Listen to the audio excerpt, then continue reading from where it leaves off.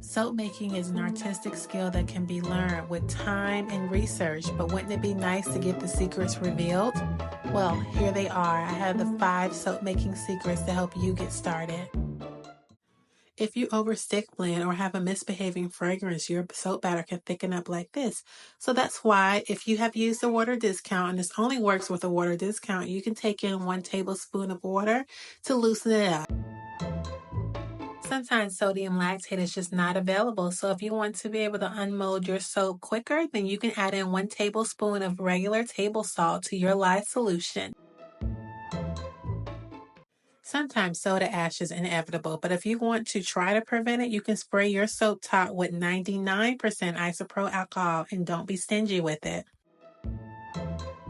Beautiful soap tops should be protected at all costs. So you can take the bottom of another soap mold and put it on top so you can encourage gel phase and keep it protected.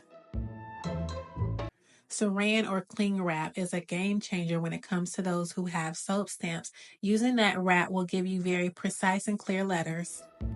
If your oil and butters have started to solidify, you can make a double boiler by putting a pot on the stove. And once the water has boiled, turn the stove off and put the oils and butter in there.